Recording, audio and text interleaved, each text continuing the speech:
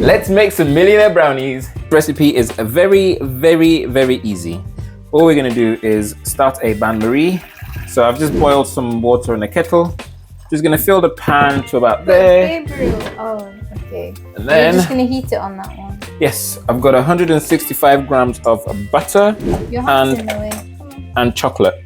I've got a mixture of dark chocolate here and milk chocolate, but you can go full dark. 50% is perfect. 70% is a bit too intense. So I tend to mix my dark chocolate, just cooking chocolate, with the milk chocolate. We're adults here, we can handle it. So while your bain-marie is melting your chocolate and your butter, we're just gonna get a balloon whisk attachment on our stand mixer. You can use a hand mixer if you want, or you can do it by hand completely if you wish. So we're gonna use 3 eggs. We're gonna crack them all in here. And to those 3 eggs, I'm just gonna add 330 grams of caster sugar. Yes, I know it's a lot, but it needs that much. So you notice that this recipe is different to the original recipe we did, which was a brown butter condensed milk recipe. If you wanna see that recipe, we'll leave it right there and you can click and find out. So we're just gonna gently mix this together. And then once it gets a little bit incorporated, we're gonna increase the speed and then to about medium high. As you can see, it is starting to mix nicely. We're just gonna increase the speed. We're gonna whisk that till it is absolutely pale white and fluffy. Now the reason we mix that till it's pale white and fluffy is because we want the sugars to dissolve. That's what gives you that nice skin. Oh, it looks like a floater. So that is what I'm talking about, a nice fluffy pale texture. That is a good sign that all the sugars have dissolved, or most of it has dissolved. Okay, but if I'm doing this by hand, how long will it take me? I don't know, I've never done it by hand, but if you want to do it, go ahead and do it by hand, but that's what you want to get. It could take you 20-30 minutes, to be honest. Now that this has been melting for about 5 minutes, we have a deliciously smooth, basically half ganache. And that's what we're looking for. It looks like what Augustus Gloop's swimming. Oh yeah. Yep, and that's it for that's it for this. Okay. So you don't want to add this immediately to your egg mixture because you will just scramble the eggs. So all we're gonna do is we're gonna wait for this to cool down. But because we're in a hurry, I'm gonna put this in the fridge. Baby, you give me midnight. You whip up my appetite. Don't leave me high and dry. And then don't forget to add your teaspoon of vanilla. In here, I've got 135 grams of plain flour, 45 grams of cocoa powder, and I've got half a teaspoon of baking powder and half a teaspoon of salt. And that's just gonna go straight in there. Oh yes. I wonder what it tastes like. Oh yes. I'll advise that you sift. Oh, hello, mess. sift all your dry mix before you add it. It's very important because you don't want any lumps in there. If you're buying your cocoa powder from Amazon, it tends to have like really annoying lumps in there. Oh, so sift everything. We're gonna mix that slowly till everything is incorporated. So at this point, you want to make sure your oven is preheating to 170 degrees C. Now, the baking tin you use makes a huge difference. The one we have is from Silverwood, and it basically cooks everything a little bit quicker than it should. So the original temperature you're supposed to use is 170. That's the average temperature that will work. So we're just gonna place this in there like so. Guys, don't forget to do the sides as well, because we're gonna be topping this up with different layers. So this is finished beating, and we have lined our perfectly square baking tin. Oh, was that it? So that's the brownie all finitoed. I'm just gonna pour that onto our perfectly square. Yeah, I spent a lot of money on this, guys, so I need to justify it. So now you want to get yourself one of these. Anyway, I'm gonna spread this. Make sure you spread it evenly as you can. We're gonna bake this in the oven for 28 minutes. After 28 minutes, you want to check it every 2 minutes with the skewer till it's how you like it. If you like it cakey, keep going till it's dry. I don't know who would do that, but you do you. But yeah, 28 minutes, that's the benchmark. You test it and you try it. Why are you in my face, man? What's going on here? So now we're gonna do the shortbread. So in here I have got 75 grams of soft butter. Make sure it's soft and room temperature. Then I've got 30 grams of caster sugar. I'm just gonna put that into a mixing bowl. I'm just gonna basically mash this together so the sugar and the butter incorporate. So to this, I'm just gonna add half a teaspoon of vanilla extract, and then we'll keep mashing. Now in here, I've got 115 grams of plain flour, and I've got half a teaspoon of salt in there as well. I'm just gonna add that all in there. You're gonna complain about the mess? Messima, what do you think of this? I don't think he's not impressed. So you wanna keep going till this basically becomes a crumble. You can use your fingers, but you don't have to. So now I'm just gonna get my hands in there and give it a mix, and then start pressing to form the dough. Toss it onto the table, press it till it forms a dough. Now the problem is you don't want to over press this because it will lose its shortness. So we're gonna gently roll this out. You want it to be a minimum of 3 millimeters thick. You want to grab yourself a 2-inch cookie cutter, or you can use a knife if you're very good at that. And then we're just gonna cut out. How many? Well, you need 3 by 3, so that's what, 9. But the rest can be extra for yourself. Spatula, scraper, Whatever Jamie Oliver could name it. and use that to basically scoop the bottom to get these out. That's my top tip for you guys. Straight in there with our brownie. 170 degrees for 10 minutes. So get these out when you can see some golden deliciousness starting to happen on the edge. These are perfect. Leave them, they will set, and they will be perfectly delicious when they're cool. We're gonna let that cool completely before we do the next steps. Let's make our Muscovado toffee. So I've got in here 150 grams of butter and 150 grams of dark Muscovado sugar. Now I'm just gonna let it melt in the pot. Now, when you're making toffee, temperature is very, very important. So we need to get this, when we add our double cream, to 105 degrees Celsius. And to do that, you need one of these. It is essential. At this point, you want to start mixing. You gotta show them, Jess. You keep showing them my face. At this point, you want to start mixing, and it's gonna look a little bit split, but don't worry. Keep at it, everything will incorporate. So when everything seems incorporated, just like this, I'm just gonna take it off the heat just for a second. I'm gonna add my 1 teaspoon of vanilla extract. Alongside, you want no more than 1/4 teaspoon of salt in here. So I'm just gonna do a little sprinkle.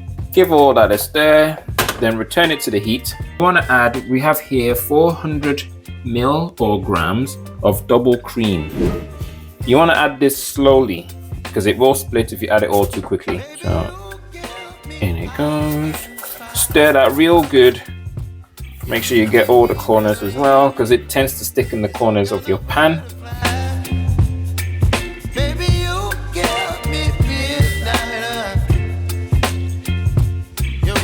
Now that everything is incorporated, I'm just gonna stick in my thermometer, and we want this to just leave it to boil till it gets to 105 degrees C. If you don't get to 105 degrees C, it won't set hard enough.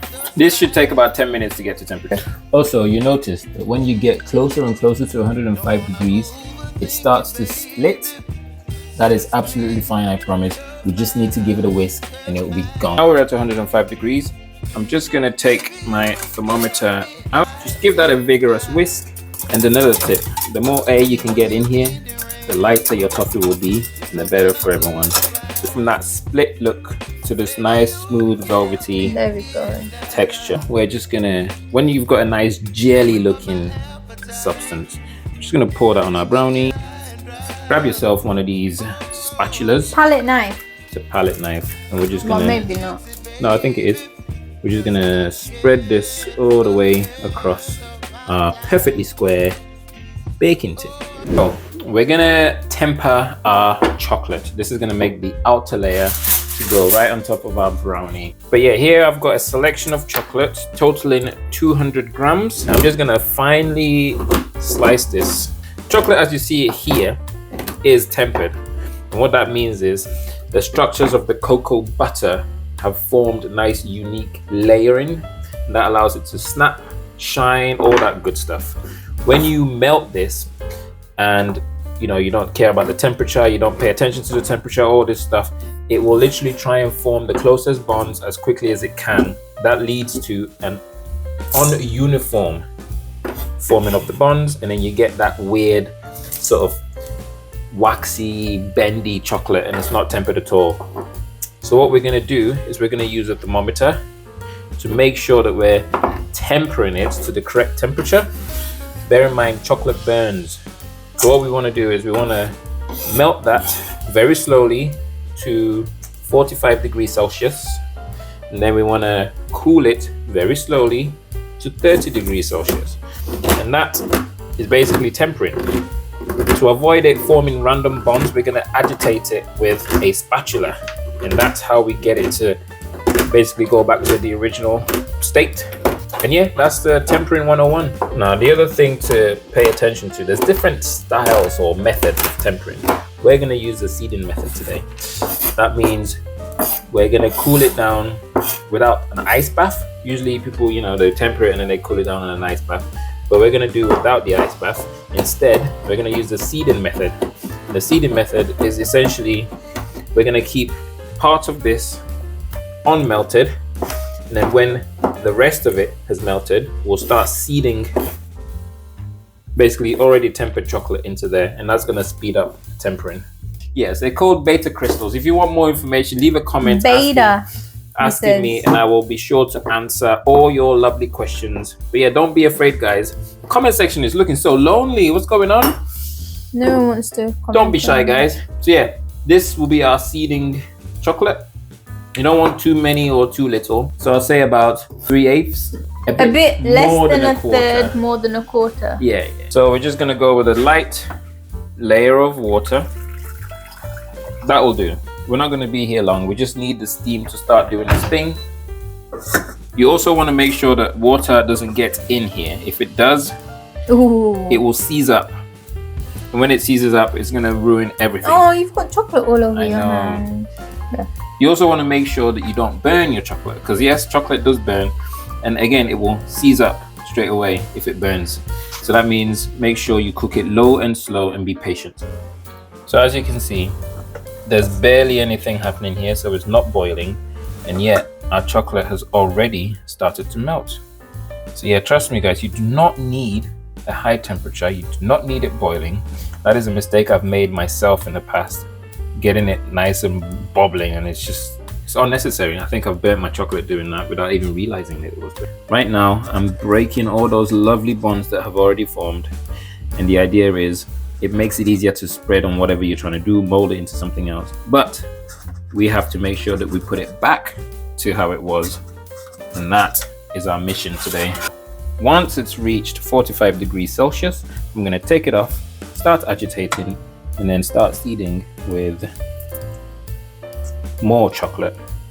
The idea here is we want to seed it till it reaches 32 degrees C, and then we'll stop seeding and we'll just keep agitating till it reaches 26 degrees C. So it's going to take a while. What we're doing is we're stopping unwanted bonds from forming.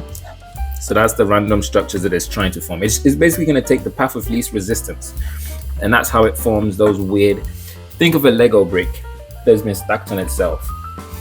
What it's trying to do is trying to go left, right, all over like tree branches. But we want a nice long lane of a structure. So when it's cooling and trying to do all that, we're just basically breaking it back up to make sure that it forms a uniform structure. But it's worth it. Okay. So we've been seeding and we've reached 32 degrees. Now we're just going to keep stirring and agitating until we get to 26 degrees C.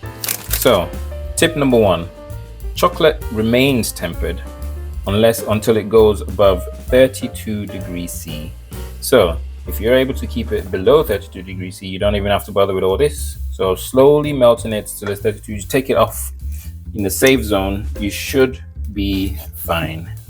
Also, you want to do tests as you go along. So when we get to what we think is 26 degrees C, we're gonna get a spoon, coat it, put it in the fridge for 2 minutes, and then see how it has turned out. Also, as long as you don't burn your chocolate, you should, in theory, even if it fails the temper test, you should, in theory, be able to just melt it and keep trying it. Try again. So, as long as you don't burn your chocolate, there's still hope. Yay! So, you're probably wondering, do I have to temper my chocolate? The answer is no. There's another option that you can do, and that is to use, I'll leave the ingredients somewhere here or here, somewhere on the screen. And all you got to do is put all those ingredients in a bain-marie, let it melt together. It will be super easy, super smooth, super glossy, super shiny. Leave it to cool for about 5 minutes, and then you can just pour that over, and it will be a soft set, which is really good if you want that. But if you want a nice snappy top, I'm afraid you're gonna have to temper. You can use the microwave, and as I mentioned earlier, as long as you don't go above 32 degrees C, it should set into a nice chocolate. We've done our test chocolates, and these, what I mean by test chocolates, so you grab yourself a grease-proof foil, get a spoon, put a dollop on there, and leave it in the fridge for 3 minutes, and then it will set, if it's tempered, into a nice, it will have a bit of a shine on it, and then if you put it in the freezer and it's completely chilled, it will have a bit of a snap to it. Basically, it will be like the original chocolate. Yeah. Except, no, yeah, like this. It's got a matte sort of shine to it. Yeah, it will be like the original chocolate bar. If you want a pipe, so if you're getting your chocolate bar into a piping bag and spreading, this here is too thick. So you want to gently bring that back up to 32 degrees C, no more. And then you can pipe it from there. But because we're going to be spreading on here, this is absolutely fine. Also, you can see some of our seeding chocolate is still in there, and that's absolutely fine as well. So all that's going to do is it's going to set with the rest of the chocolate into a solid mass anyway, so it won't make a difference. Pour this over the top of our toffee, which should be semi-set. It should be fully set. Then we're just going to grab our shortbreads real quick, and we're going to start placing them into our chocolates like that. You want to push it gently so it wedges itself into the chocolate. And now we're going to leave that to set in the fridge. Well, we'll leave it on room temperature. Ooh, can you smell that? Ooh, that is gorgeous. I've started heating the kettle because we might need to warm the knife. Knife is warmed. I did try cutting this cold and it cracked my chocolate. Okay, let's get into that.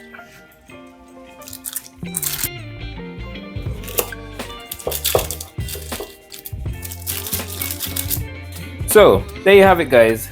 Delicious millionaire brownies. The shortbread is very nice. The layering is very apparent. The cook on that brownie is actually spot on. Obviously, you're gonna get the hard bits on the outside, but that's fine. That's fine. It just adds a bit more texture. Woo! Yeah, this is for a work. Well, we're taking it to work, so we're not gonna taste it on camera. Sorry. Anyway, leave a comment down below, guys. Let us know what your thoughts are, what you'd like to see next. Thank you for watching. See ya.